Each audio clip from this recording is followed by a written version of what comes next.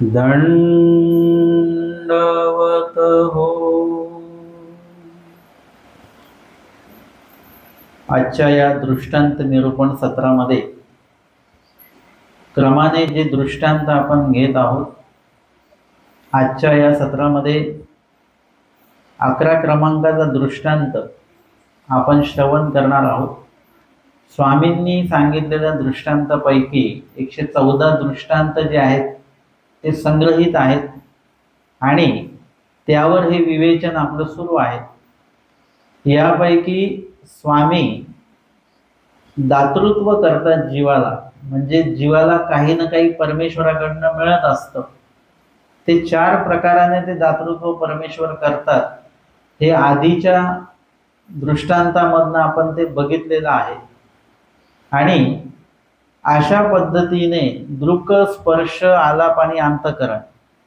दृक म्हणजे दृष्टी, स्पर्श, आलाप म्हणजे शब्द आणि अंतःकरण म्हणजे आठवण, चिंतनाच्या माध्यमातून अशा 4 प्रकारे परमेश्वर दातृत्व करतात जीवाला आणि ते जीवाला मिळत असतं. लीळाचरित्र तुम्ही वाचत असाल तर लक्षात येतं की कोणाला तरी देवाने पाहिलं आणि त्यांना आनंदाचा संचार झाला, किंवा कुणाला तरी स्वामींनी स्पर्श केला आणि त्यांना आनंदाचा संचार झालेला आहे, आणि कुणालाशी तरी स्वामी बोलले आणि त्याच्यामुळे त्यांना आनंदाचा संचार झालेला आहे, किंवा कुणाचं तरी स्वामींनी चिंतन केलं आणि त्या चिंतनातनं त्यांना जे काही प्राप्त व्हायचंय किंवा देवाला जे द्यायचंय ते देवानी दिलेलं आहे.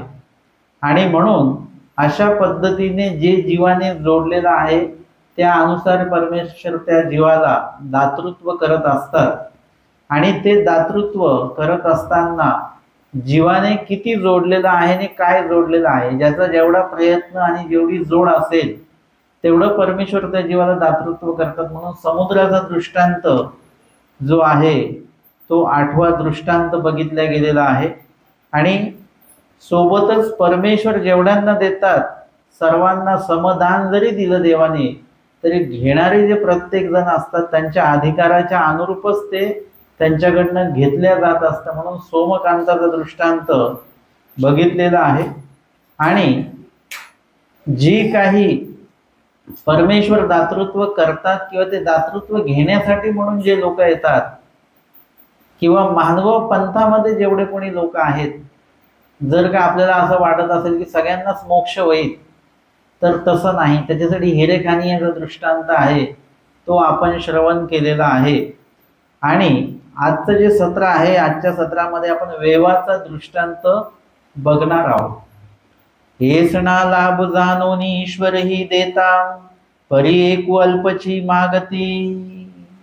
आता परमेश्वराबद्दल एवढं काही आपल्याला माहिती पडलं की ते परावर दातृत्व करतात. अवर म्हणजे जीव देवता प्रपंचापैकी दातृत्व केल्या जातं, आणि पर म्हणजे परमेश्वर पैकी जे दातृत्व आहे ते केल्या जातं. आता तुम्ही काय तुम्हाला पाहिजे आहे त्यानुसार तुम्हाला मिळणार आहे. तुम्हाला परमेश्वर पाहिजे की प्रपंच पाहिजे? आता तुम्हाला जर का विचारलं तर तुम्ही म्हणाल की आम्हाला परमेश्वर पाहिजे. कोणीच म्हणणार नाही की प्रपंच पाहिजे. परंतु असं म्हटल्यानंतर पण तुम्ही जाणार कुठे आहात? प्रपंचातच जाणार आहात. आणि प्रपंचाच्या उपयोगीच गोष्टी आपण मागत असतो. आपण परमेश्वराकडे, परमेश्वर जे दातृत्व करायला बसलेले आहेत परपैकीच, ते आपण परमेश्वराकडनं कधीच मागत नसतो.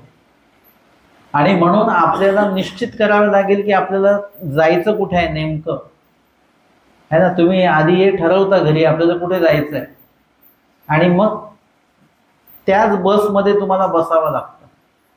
म्हणजे बसमध्ये बसायच्या आधी हे ठरवावं लागतं.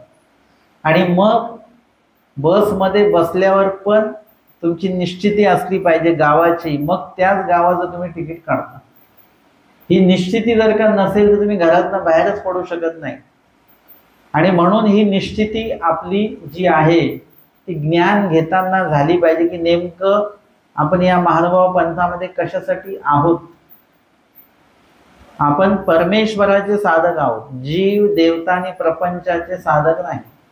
आपण जीवाची भक्ती करायची नसते, आपण देवतेची भक्ती करायची नसते, आणि आपण प्रपंचाची पण भक्ती करायची नसते. एक निष्ठता जी असते, एक निष्ठता आपली असली पाहिजे. म्हणजे आपल्याला आधी हे निश्चित करावं लागेल आणि तदनंतर आपल्याला पुढे पाऊल टाकावं लागेल. म्हणजे जे निश्चित कराल त्यानुसार तुम्हाला ज्ञान घ्यावं लागणार आहे आणि त्यानुसार जे ज्ञान घ्याल त्यानुसार आपला प्रवास सुरू राहणार आहे. आणि म्हणून इथे आपल्याला परमेश्वराकडनं परमेश्वराचं दातृत्व घ्यायचं, परपैकीचं, आवरपैकीचं घ्यायचं नाही. जीव देवता प्रपंच पैकीचं जे दातृत्व आहे ते काही कालावधीसाठी असतं, ते कायमस्वरूपी तुमच्याकडे शाश्वत नसतं. तुम्ही आता समजा मागितले आम्हाला एवढे एवढे पैसे पाहिजेत, आता तुम्ही काय खात्री देऊ शकता हे पैसे किती दिवस पुरणार आहेत? आपल्याला काही सांगता येत नाही, ते कधी संपू शकतात.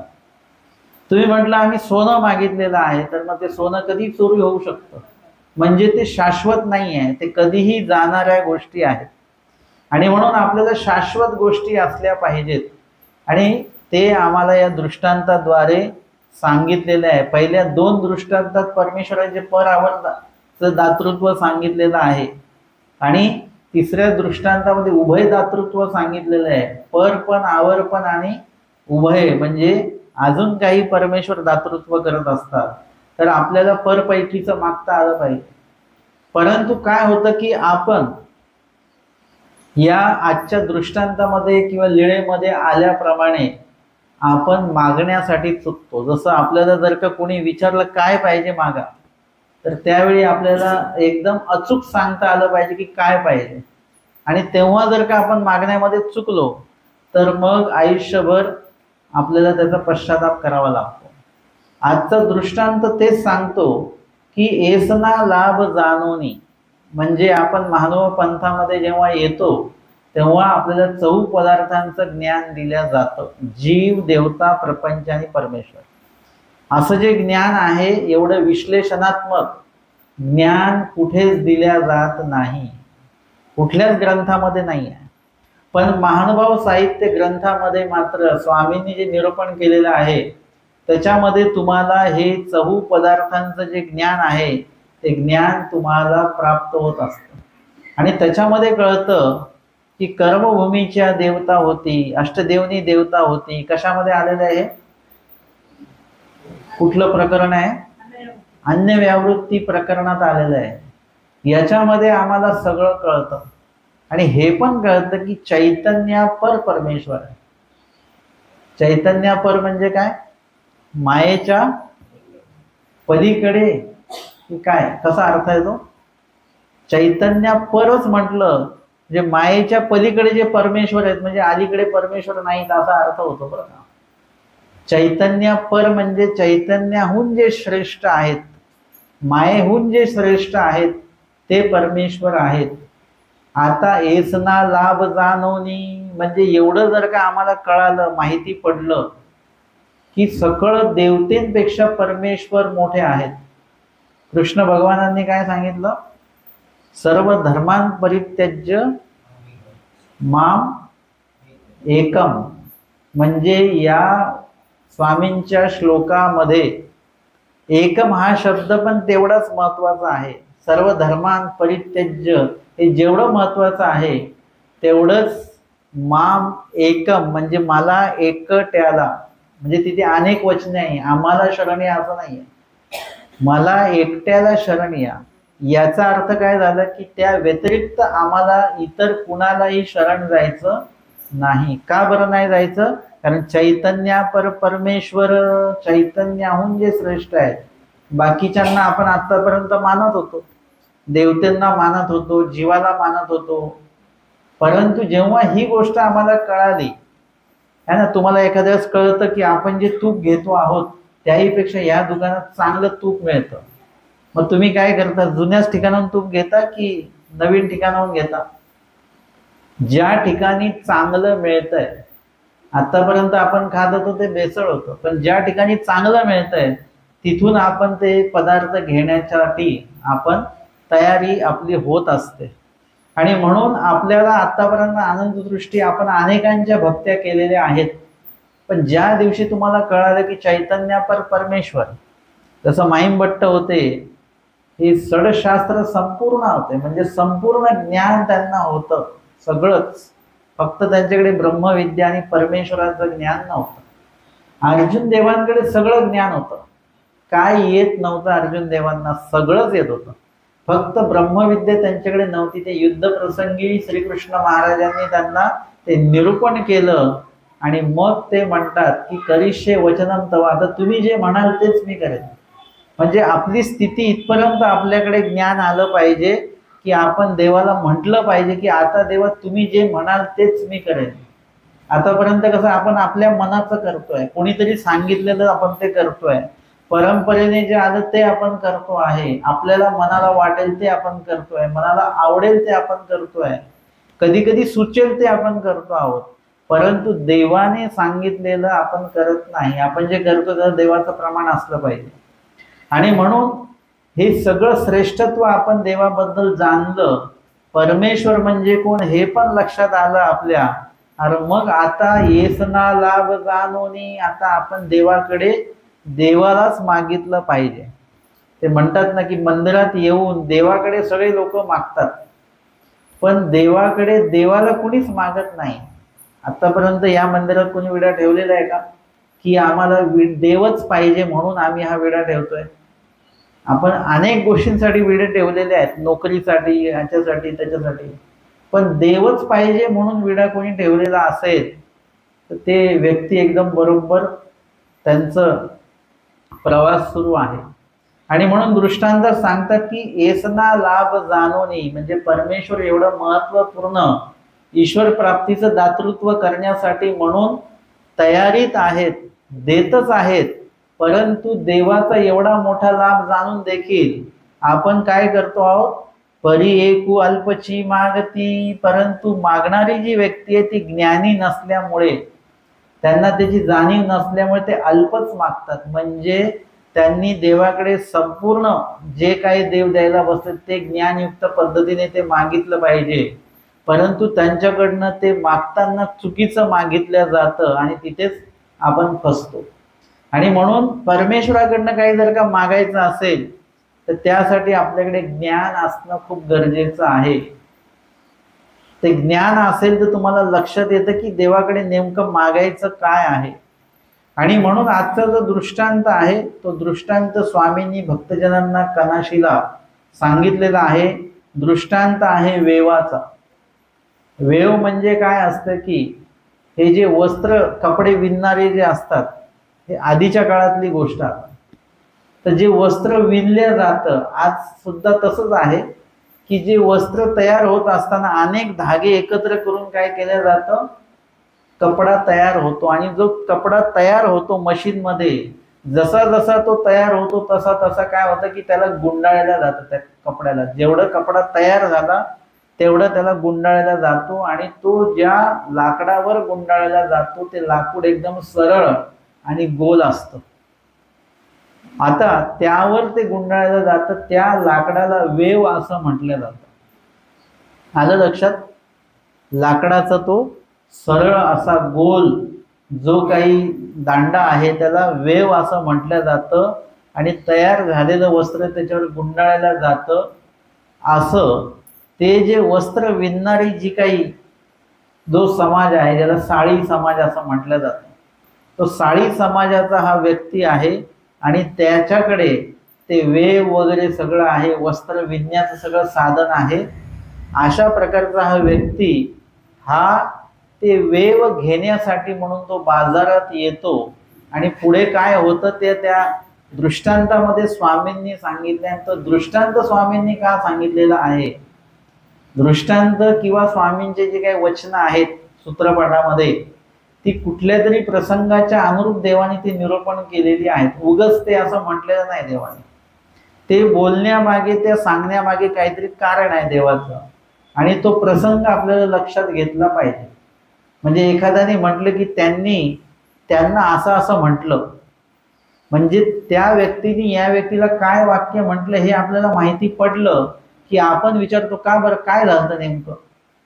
म्हणजे आपण तो घटना समजून घेतो आणि घटना समजली की ते वाक्याचं महत्व आम्हाला कळतं लगेच. किंवा आम्हाला कुणी कुणी काय काय शब्द विचारतात, बाबा या शब्दाचा अर्थ काय, आम्ही त्यांना विचारतो कुठे वाचला शब्द, मग या लिळेमध्ये वाचला, त्या लिळेचा फोटो पाठवा, किंवा तो जो काही पुस्तकाचा पान आहे त्याचा फोटो पाठवा, म्हणजे त्याच्या मागचा पुढचा संदर्भ लक्षात घेता मग त्याचा अर्थ काय आहे तो नेमका सांगता येतो. काही शब्द आपल्याला नुसतेच ऐकू आले तरी आपण त्याचा अर्थ लगेच सांगू शकतो. तशा पद्धतीने परमेश्वराने जे वचन सांगितली, जी दृष्टांत सांगितलेली आहेत, त्या प्रत्येक दृष्टांत वचनाला काहीतरी घटना आहे, काहीतरी प्रसंग आहे, कुठली तरी लीळा आहे, आणि त्यावरून स्वामींनी ते निरूपण केलेलं आहे. स्वामी आमचे कनाशी या ठिकाणी गेलेले आहेत. तुम्ही गेलात का कनाशीला? कनाशी हे आपल्या मानवा पंथातलं एक महत्वाचं असं स्थान आहे, आणि ते गाव सुद्धा मानवा पंथाचं एक प्रसिद्ध असं नावाजलेलं आहे की त्या ठिकाणी कुणी मांसाहार करत नाही, अशा प्रकारची ख्याती त्या गावाची आहे.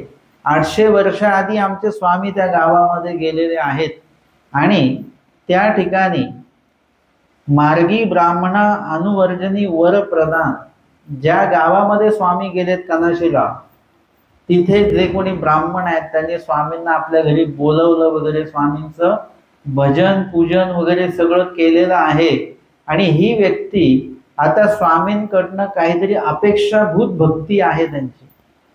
परमेश्वराची भक्ती कशी केली जाते, काहीतरी आपल्याला देवाकडनं पाहिजे असतं, आहे ना. कधी कधी असं असतं की एखादी व्यक्ती जी तुमच्याशी कधीच बोलत नाही, काय नाही, आणि ती एकदम तुमच्याशी गोड गोड बोलायला लागली तर तुमच्या लक्षात येतं याचं काहीतरी काम दिसतं बरं का.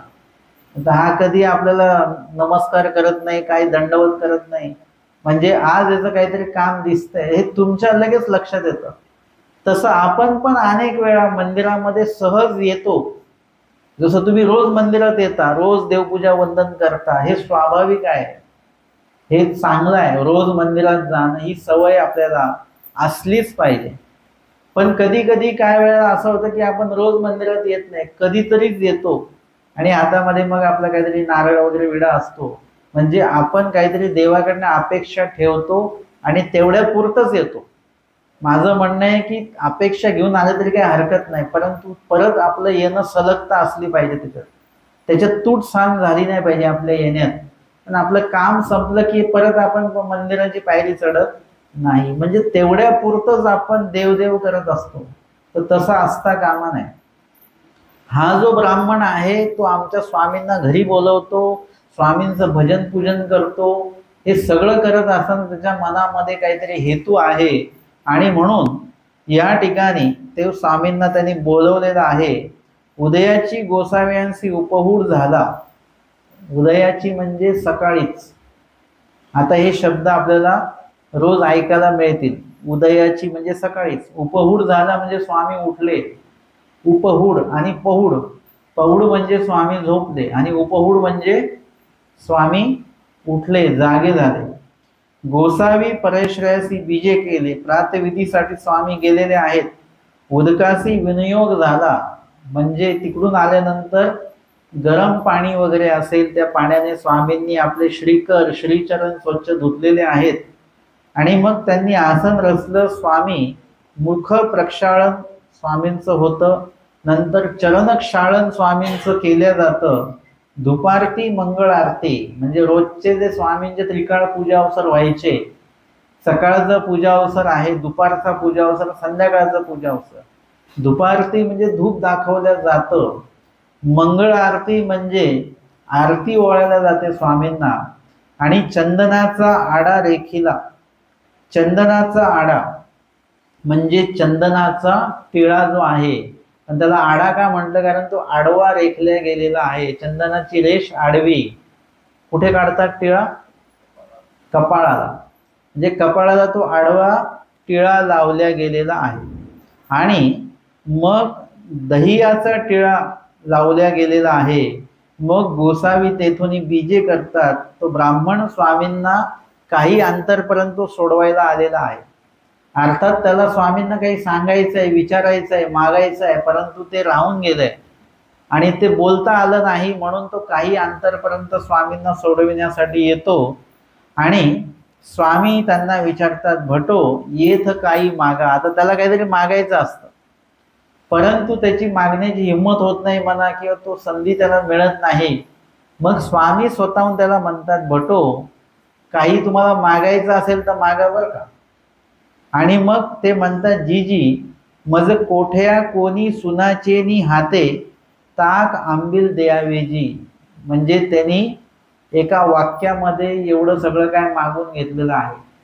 म्हणून आपले आपले जे परमगुरु आहेत ते कोण आहेत? एक कनाशीचे ब्राह्मण आहेत बरं का. आपण पण काय करतो, एका विड्यामध्ये खूपशा गोष्टी मागून घेतो की नाही देवाकडनं. विडा किती ठेवतो आपण? 10 कामाचे 10 विडे न ठेवत आपण 10 कामाचा एकच विडा आणि त्या एका विड्यामध्ये आपण 10 गोष्टी मागून घेत असतो है ना. तसं यांनी पण काय केलं, एकाच वाक्यामध्ये एवढं सगळं काही मागून घेतलेलं आहे. हे कोणाकडनं शिकलो आपण? त्या कनाशीच्या ब्राह्मणाकडनं शिकलेलो आहोत. त्यांनी म्हटलं स्वामींनी की तुम्हाला काय पाहिजे? ते म्हणतात की मला कोठ्या कोणी म्हणजे गाई बैलांचा जो काही हे असतो गोठा असतो वगैरे, त्या गोठ्याच्या एका कोपऱ्याला, म्हणजे आता माणूस वयस्कर झाला की त्याची जागा कुठे होऊन जाते? घरी हळूहळू घरातनं एका कोपऱ्यामध्ये तो येत असतो. आता तुम्ही कोणी म्हणाल की नाही आम्ही आमच्या घरामध्ये कोपऱ्यामध्ये वगैरे झोपत नाही, आम्ही मध्यभागीच आमचं पलंग आहे वगैरे वगैरे. परंतु एकदम शब्दशः घ्यायचं नाही. असं पण असतं की आपलं वय जसं होतं तसं आपले विचार घरातल्या ज्या विचार ह्याच्यामध्ये चर्चा मंथनामधनं आपले विचार गाळले जातात. ते म्हणतात तुम्ही शांत बसा है ना. वयस्कर व्यक्ती तुम्हाला लक्षात नाही येणार, तुम्ही थोडं थांबा, आम्हाला बोलू द्या. म्हणजे हळूहळू आपले विचार एका कोपऱ्यामध्ये जातात. आपण मध्यभागी जरी असलो तरी विचार मात्र आपले हळूहळू बाजूला जातात.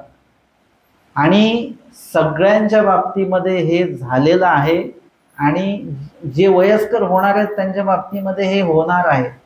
प्रत्येक पिढी जी आहे ते आपल्याला बाजूला काढत असते. आणि म्हणून त्यांनी काय केलेलं आहे की ती जागा आधीच निश्चित केलेली आहे की मला काय केलं पाहिजे की कोठ्याच्या कोणामध्ये एका कोपऱ्यामध्ये सुनाचेनी हाते, सुनेच्या हाताने रोज मला ताक आंबील म्हणजे काय रुख सुख जे काही जेवण असेल ते मला रोज मिळालं पाहिजे. आता बघा हे किती एकच वाक्य आहे की मला घराच्या एका कोपऱ्यात जागा भेटली पाहिजे आणि मला सुनेकडनं रोजचं ताक आंबील मिळालं पाहिजे. पण ह्याच्यामध्ये काय काय गोष्टी मागितल्यात त्यांनी की घरामध्ये जागा त्यांनी मागितलेली, म्हणजे घरातले लोक त्याला बाहेर काढणार नाहीत. कुष्टियाचा दृष्टांत जर का बघितला तर त्याला घरातल्या लोकांनी बाहेर काढून टाकलेलं आहे, घरात ठेवलेलं नाही. म्हणजे तुम्ही कुठल्या परिस्थितीत आहात यानुसार तुमची जागा घरामध्ये निश्चित असते. तुमची जर का अवस्था व्यवस्था जर का बदलत गेली त्यानुसार आपली जागा बदलत जाते. तर या ठिकाणी त्यांनी ती जागा निश्चिती केलेली, जी कुष्टियाच्या दृष्टांतात कुष्टियाला ती जागा नाही आहे, ती जागा यांनी निश्चित केली. त्याच्यानंतर तो म्हणतो की सुनाचे नि हाते, म्हणजे त्याला पुत्र नाही आहेत असं म्हटलं जातं. म्हणजे त्यांनी काय मागितलं? सून मागितली, म्हणजे कोण आलं? पुत्र मागून घेतलेला आहे. आणि सून पण कशी मागितली? कशी?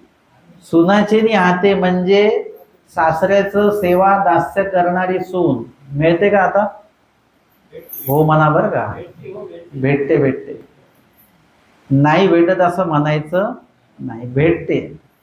म्हणजे आजही ते आहे. परंतु जे सासू सासरे असतात त्यांना काय अपेक्षित असतं की मुलगी शिकलेली असावं, हे असावं, ते घरातली कामं करणार. आम्हालाही 2 घास तिने जर का खाऊ घातले तर आम्हाला काही अडचण नाही. म्हणजे त्यांना एक शेवटची अपेक्षाही असते की आम्हालाही तिने 2 घास आमच्या ताटात वाढले तर झालं, मग बाकी आम्हाला काही नको. तशा पद्धतीने त्यांनी पुत्रही मागून घेतला आणि सूनही मागितली. ती पण चांगल्या स्वभावाची सेवा दास्य करणारी सून त्यांनी मागितली. आणि ताक आणि आंबील म्हणजे ताक मागितलं म्हणजे काय आलं, दही आलं. दही मागितलं म्हणजे काय आलं, दूध आलं. दूध मागितलं म्हणजे काय आलं, दूध दुभते जनावर जे आहेत, गाई म्हशी काय असेल ते त्यांनी मागितलेलं आहे.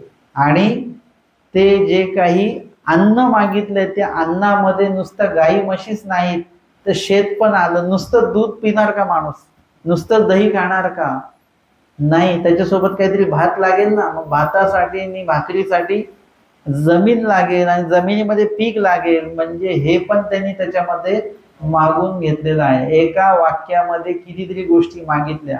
तुम्हाला आम्हाला समजणारच नाही त्यांनी काय मागितलं, पण देवाला मात्र समजलं की त्याला काय पाहिजे. लोक विडा ठेवतात, ते मनातल्या मनात बोलतात. तुम्हाला कळतं का ते काय मागतायत, पण तुमच्याकडे येऊन ते त्यांच्या विड्याला हात लावून मात्र जातात. तुम्हाला कळत नाही, तुम्ही पण हात लावता, हा तुमचं काम हो.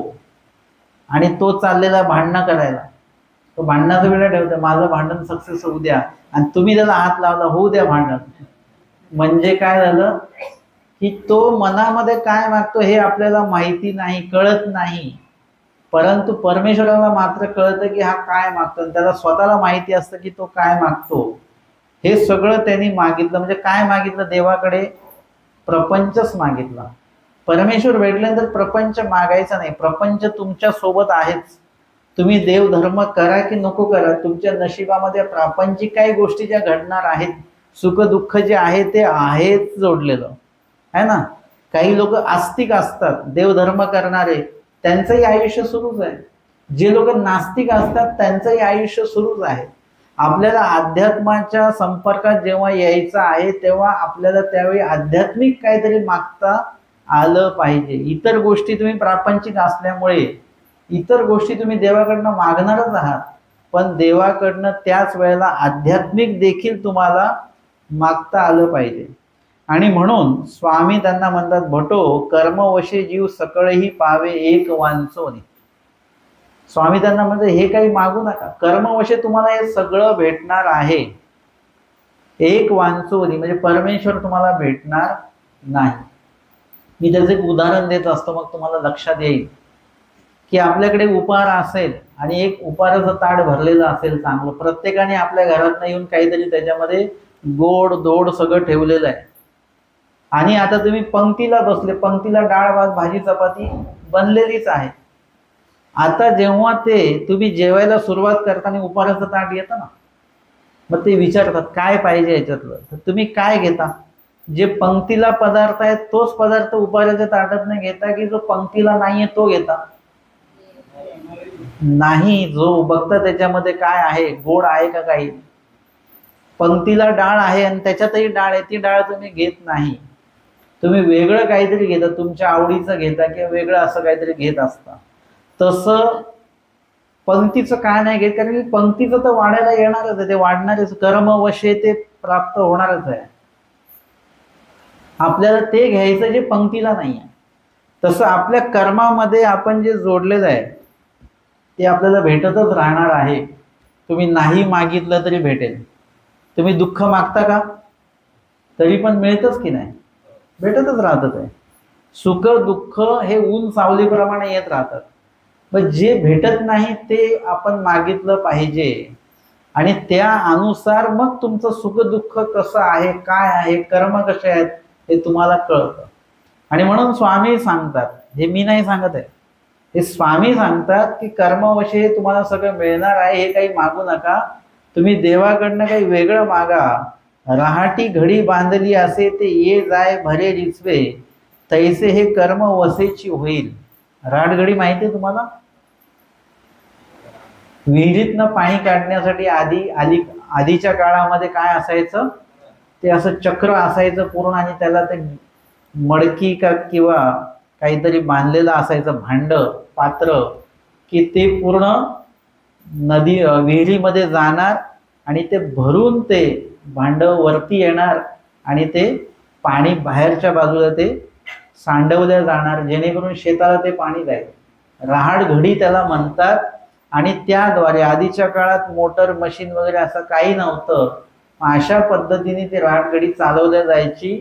तर त्याचा न्याय असा आहे, दृष्टांत असा स्वामींनी सांगितला की ते भरून वरती येतात म्हणजे कर्म जोडलं, आणि वर आल्यानंतर रिचवतात म्हणजे रिकामे होतात, खाली जाताना ते रिकामे असतात. म्हणजेच काय होतं, कर्म भोगून संपलं आणि परत ते विहिरीत जातात. कशासाठी? परत कर्म जोडण्यासाठी. विहीर म्हणजे कर्मभूमी आहे, ही कर्मभूमी आहे. या कर्मभूमीत येऊन आपण वेगवेगळे पाप पुण्य कर्म आपण जोडत असतो, सुखदुःख जे मिळतात ज्याच्यामुळे.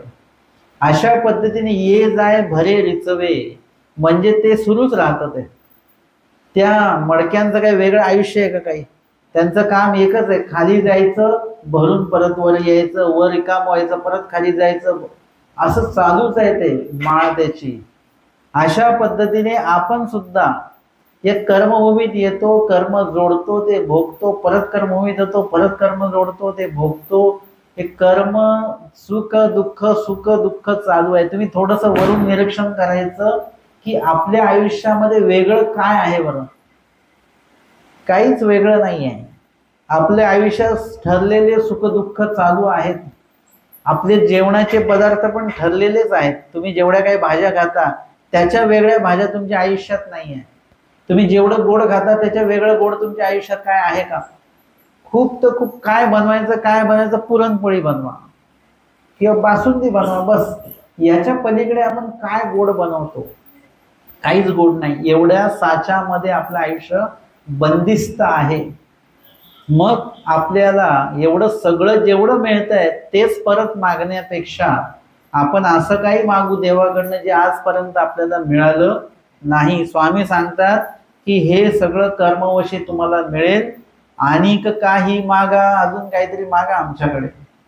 नाजी मज हेची द्यावे, ते म्हणतात मला हेच पाहिजे. स्वामी म्हणतात भटो आणि काही मागा, अजून काहीतरी मागा. नाजी मज हेची द्यावे. परत स्वामी म्हणतात दिजेल. ठीक आहे, स्वामींनी 3 वेळा त्यांना म्हटलं. 3 वेळा स्वामी त्यांना म्हणतात काहीतरी मागा मागा मागा. 3 वेळा त्यांनी हेच मागितलं, जे नाशिवंत आहे आणि जे संपणार आहे. आणि मग स्वामी तर ठीक आहे, तुम्हाला हे पाहिजे तर हेच तुम्हाला मिळेल. आणि मग ते म्हणतात जीजी दाई माझिया शेताचिया पाटिया धरलिया असती तिया सुटाविया. म्हणजे माझे कोणी वैरी आहेत, त्यांनी माझ्या काही शेत वगैरे माझं जे आहे ते त्यांनी ताब्यात घेतलेलं आहे, तर ते मला मिळावं. म्हणजे ते मला म्हणजे त्या काळातही जमिनीच्या केसेस होत्या बघा. असं काही समजायचं नाही की आत्ताच जमिनीची भांडणं चालू आहेत, तसं नाही. त्या काळामध्ये सुद्धा हा प्रकार होता. आणि त्या शेतीच्या संबंधित माझ्या काही समस्या त्याही सुटल्या पाहिजेत असं ते म्हणतात. आणि तिया सुटाव्या. स्वामी म्हणतात तिया ही कर्मवशेची सुटती. स्वामी म्हणतात त्या सुद्धा कर्मवशे सुटणार आहेत, तुम्हाला भेटणार आहे. ते मागू नका आमच्याकडे. हेतुकेनी तया ते राहाविले होते तो राहे ना. स्वामी म्हणतात आता थांबा. त्या स्वामी पुढे पुढे चाललेत, पुढच्या गावाला स्वामींना जायचंय. आणि हा स्वामींच्या मागे मागे मागे येतोय. तर आपण आपल्याकडे आलेल्या पाहुण्यांना सोडवायला एक विशिष्ट अंतरपर्यंत जायचं असतं बरं का. पूर्ण त्यांच्या घरापर्यंत जायचं का? कुठपर्यंत जायचं? बसपर्यंत. बसमध्ये त्यांना बसून द्यायचं आणि बस सुटेपर्यंत तिथेच थांबायचं. म्हणजे आपल्या समोर ती बस गेली पाहिजे, नाही तर ते पाहुणे परत बसमधनं उतरून घरी येऊ शकतात. म्हणून बस सुटेपर्यंत लोक थांबतात. पाहुणे म्हणतात जा तुम्ही आता, ते म्हणतात नाही आम्ही थांबतो. ही खात्री करून घ्यायची पाहुणे गेले कायमचे. म्हणजे तसं एक विशिष्ट अंतर असतं की कुठपर्यंत आपल्याला त्यांना सोडवायला जायचं. स्वामी म्हणतात आता तुम्ही थांबा. तो राहे ना म्हणजे तो पुढे पुढे येतो. स्वामींना आता वाटलं जेवढ्या वेळ आपल्या सोबत चालेल तेवढ्या वेळ एक एक एक एक एक एक गोष्ट तो मागतच राहील.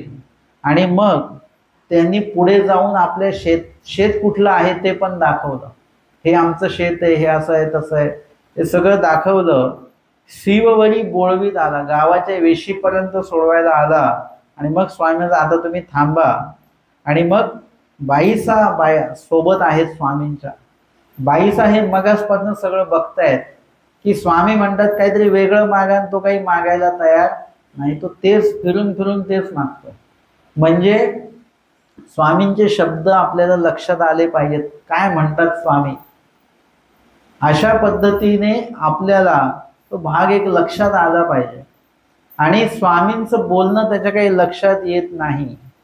आणि बाईसा विचारतात, या ब्राह्मणासी ऐसे काही झाले, असं काय हा करत होता. बाबा म्हणती, भटो आणिक काही मागा की तेनी त्रिसिद्धी तेची मागी तरे. देवा तुम्ही त्यांना 3 वेळा म्हणताय की काहीतरी वेगळं मागा वेगळं मागा, तरी त्यांनी 3 वेळा तेच मागितलं.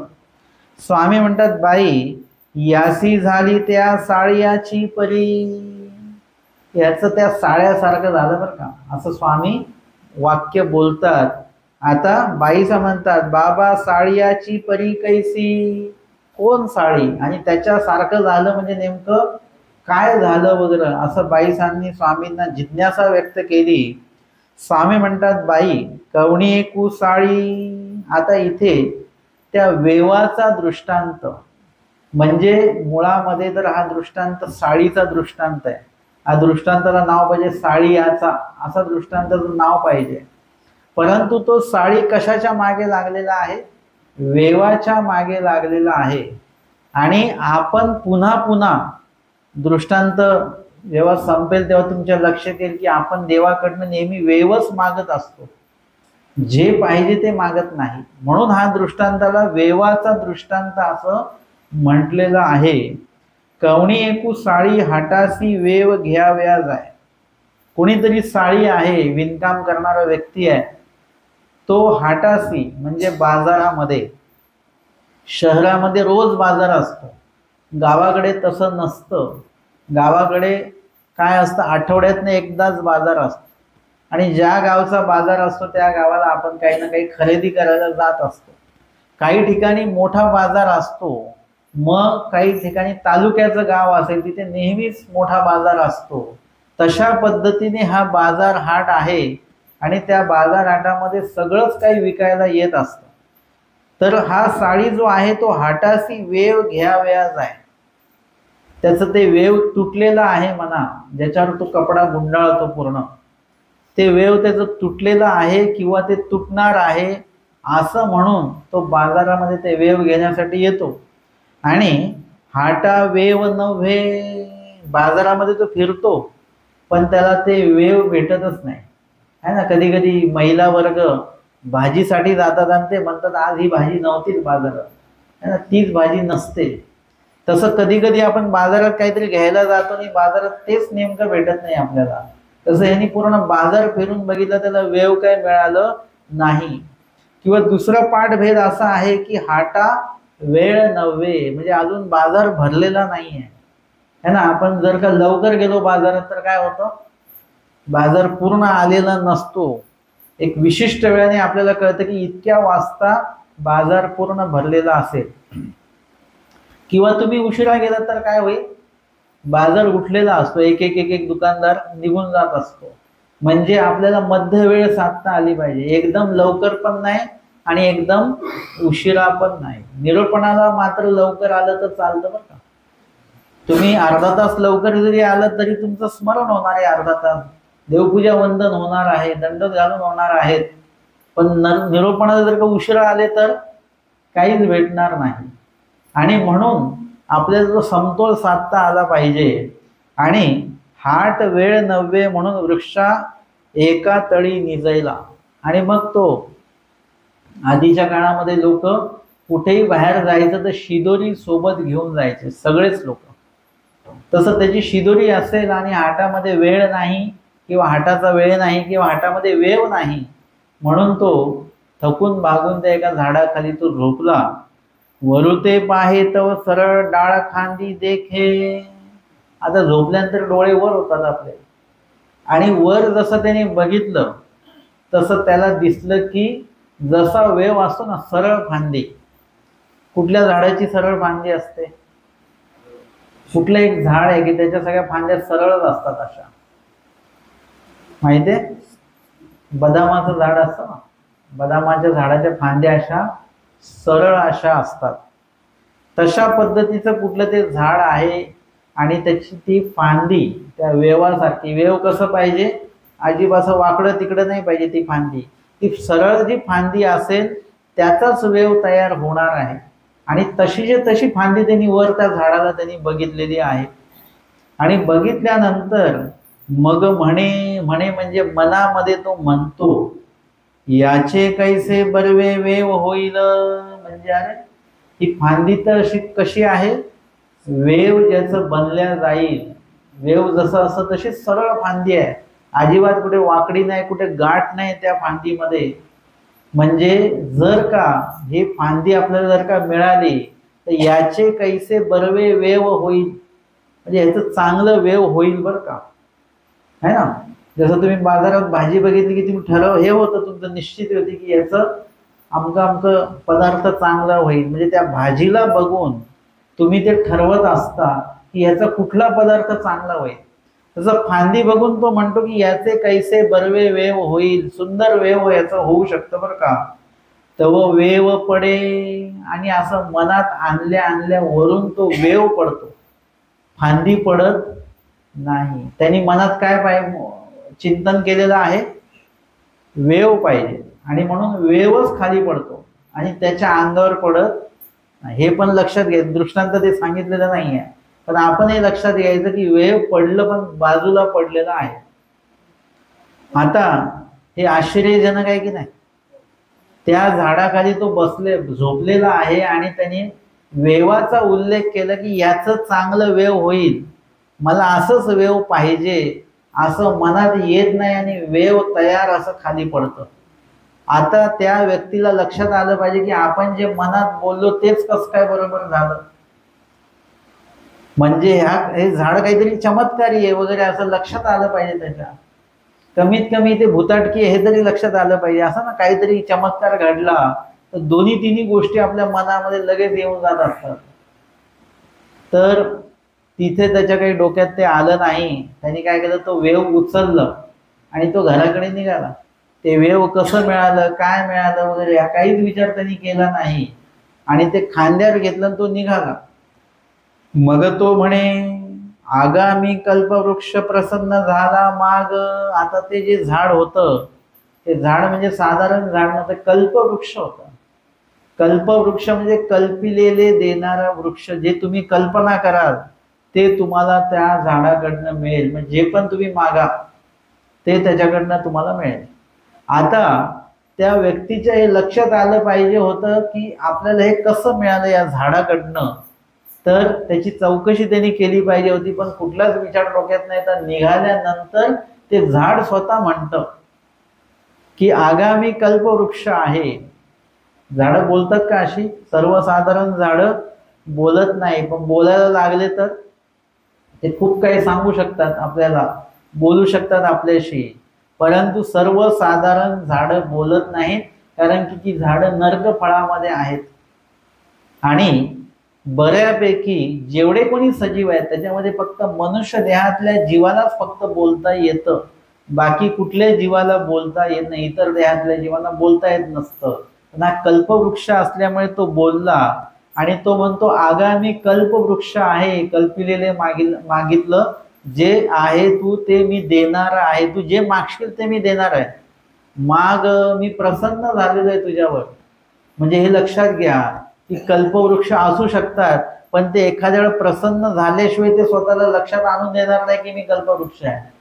तो प्रसन्न झाला त्या व्यक्तीवर आणि म्हणून त्याने त्याला वेव दिलं आणि वरून अजून तुला काय पाहिजे ते माग, मी प्रसन्न झालेलो आहे असं तो म्हणतो. मग तो म्हणे, मी कल्पवृक्ष प्रसन्न झाला माग. तर तो साळी काय म्हणतो, मोडिये तोडिये आणि वेवची दे. तो विचार करतो की आता आपलं जुनं वेव तर तुटलेला आहे आणि आत्ता जो नवीन वेव आपण घेऊन चाललो तो पण काही दिवसांनी तुटणार आहे. मग अजून एखादा वेव असला तर काय होईल, हे वेव तुटलं तर दुसरं वेव आपल्याला वापरता येईल, उपयोगी येईल. म्हणून तो मोडीये तोडीये, म्हणजे हे वेव पण कधी ना कधी तुटणार आहे, मोडणार आहे, तुटणार आहे, म्हणून अजून एक वेव देऊन टाक, परत मला एवढा फेरा पडणार नाही. आता कल्पवृक्ष जर का प्रसन्न झाला तर आपण समजा आपल्याला कल्पवृक्ष भेटेल नाही भेटेल, पण त्या व्यक्तीला भेटला तर त्याने कल्पवृक्षाकडे काय मागितलं पाहिजे होतं? ते लाकडाचा तुकडा मागितला पाहिजे होता का? नाही, त्यांनी काय मागितलं पाहिजे होतं? काहीतरी सोनं नाणं मागितलं पाहिजे होतं. अजून थोडस पुढे जाऊन परीसच मागितलं असतं तर परीस मागितलं, नुसतं लोखंड गोळा भंगार गोळा करत राहायचं आयुष्यभर आणि ते परीस त्याला लावत राहायचा, सोनंच सोनं.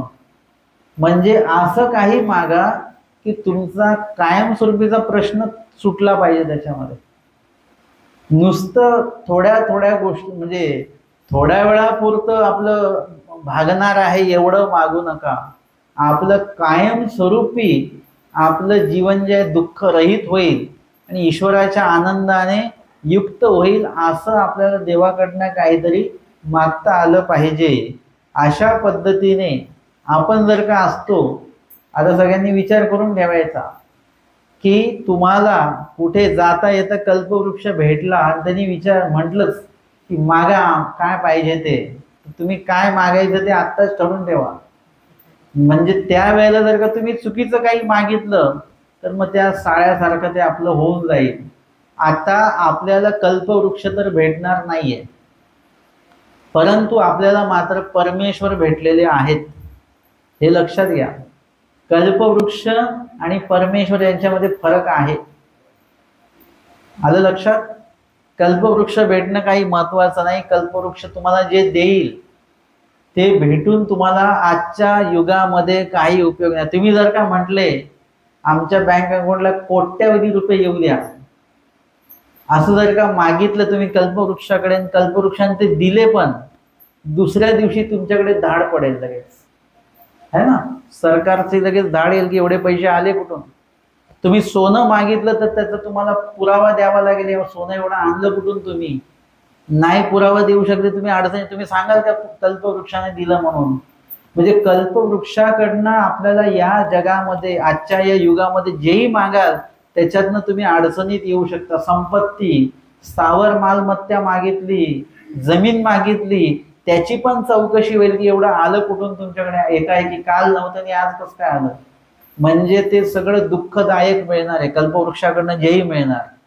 परंतु आम्हाला आता कल्पवृक्ष नको पाहिजे, आम्हाला काय पाहिजे? परमेश्वर पाहिजे. या दृष्टांतामध्ये कल्पवृक्ष म्हणजे कोण आहेत? परमेश्वर आहेत. आणि ती कल्पना आपल्याला देवाकडे करायची आहे आणि जे आपण कल्पणार आहोत ते परमेश्वर आपल्याला देणार आहेत. पण काय कल्पायचं आहे आणि काय परमेश्वर देणार आहेत आणि काय देवतेच्या माध्यमातून देणार आहेत हे लक्षात घ्यायचं. सहेतुक जेवढं मागतो तेही देवच देतात, परंतु ते देवतेच्या माध्यमातून देतात. कर्मवशे जे तुम्ही जोडलेले ते मिळतं तुम्हाला.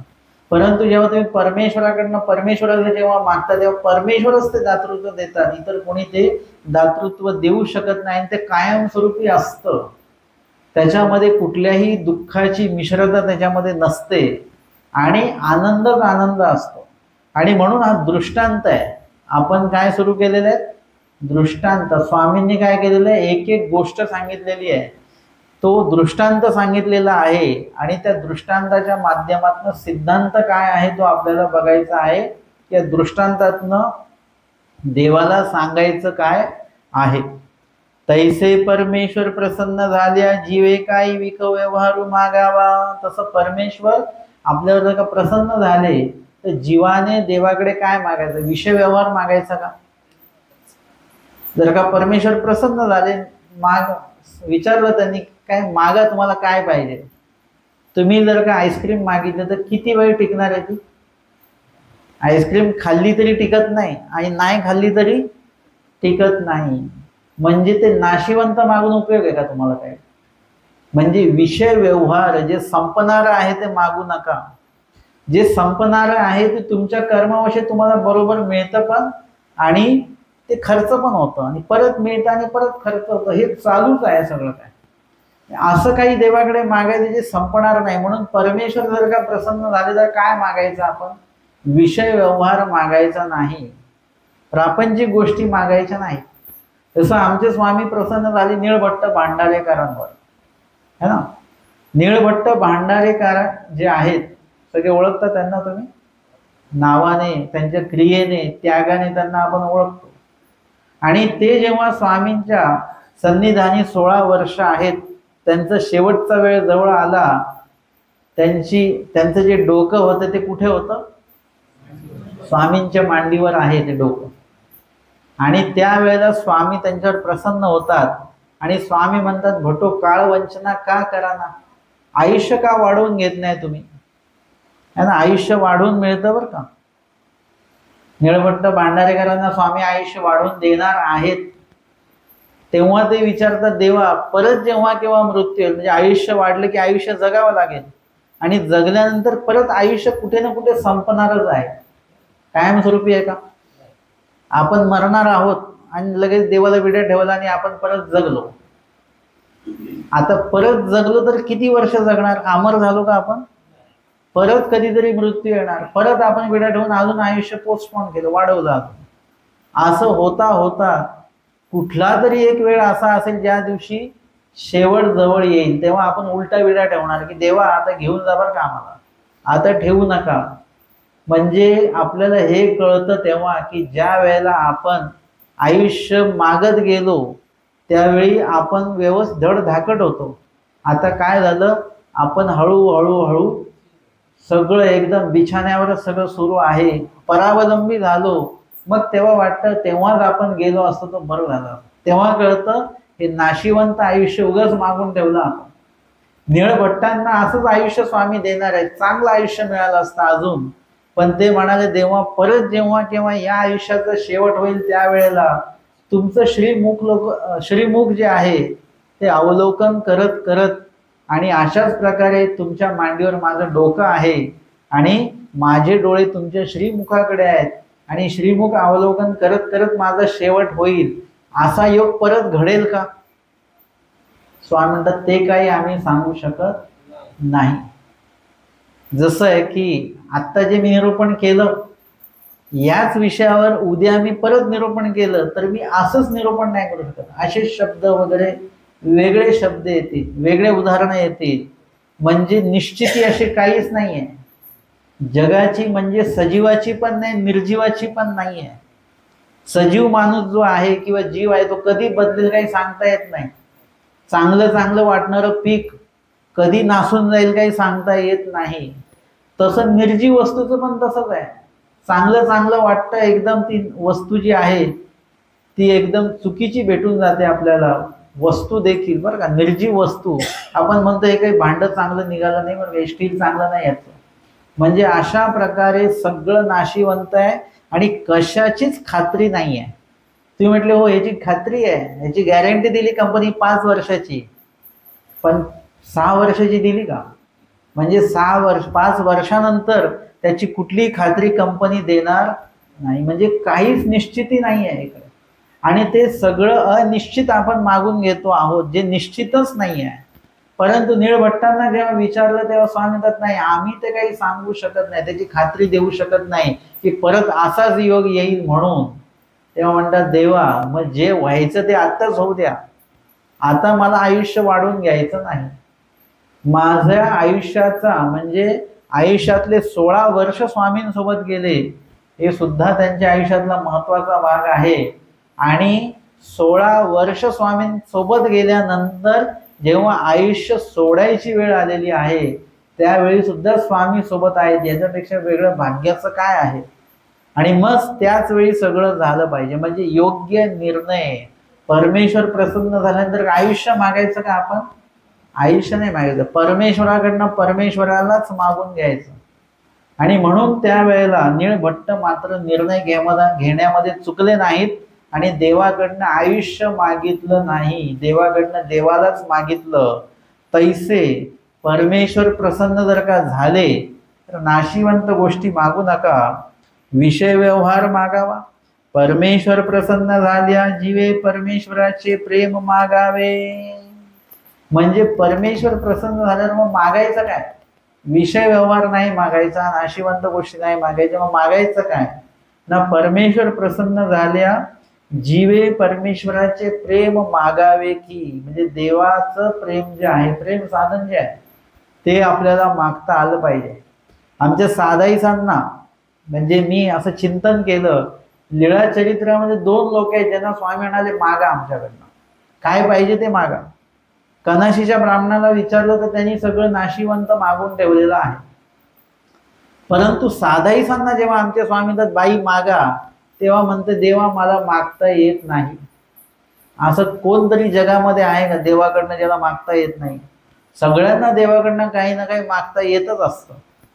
परंतु साधाईचा मात्र एक आशा आहे की ते म्हणतात देवा मला काहीच मागता येत नाही, मी साधी बोळी आहे, आता तरी सुद्धा मागा.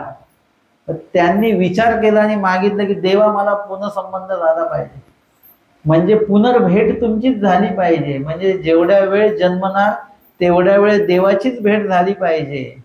आणि अशा प्रकारचं दान मागून घेतलं की ज्याच्यामध्ये साधाईसांचा उद्धार आहे.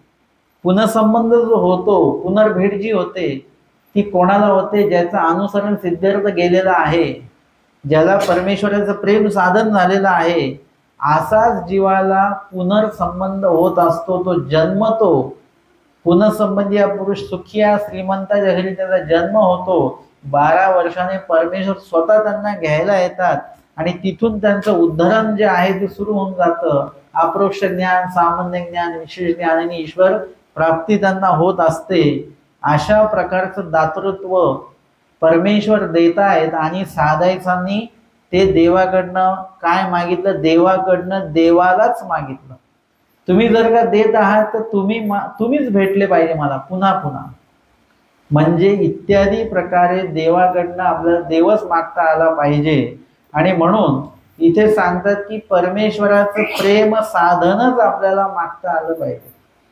परमेश्वराची जी भक्ती साधना जी आहे तीच आपल्याला परमेश्वराकडनं मागता येणं इथपर्यंत ज्ञान आपल्याला असलं पाहिजे. बाकीच्या सगळ्या गोष्टी ज्या आहेत त्या तुम्हाला तुमच्या कर्मवशे नशिबाने पाप पुण्य किंवा सुख दुःखाच्या माध्यमाने जे काही कर्म जोडलेले आहेत त्यानुसार त्या गोष्टी तुम्हाला भेटत राहणार, ते तुम्हाला चुकणार नाहीत.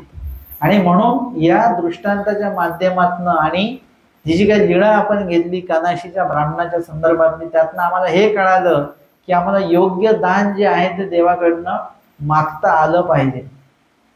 आणि साळ्याच्या किंवा वेवाच्या दृष्टांतातनं आम्हाला लक्षात आलं की कशा प्रकारे चुकीचं दान मागितल्यामुळे पुढे आयुष्यामध्ये पश्चाताप त्याला नंतर झाला असेल, ते काही दृष्टांतामध्ये वगैरे आलेलं नाही आहे.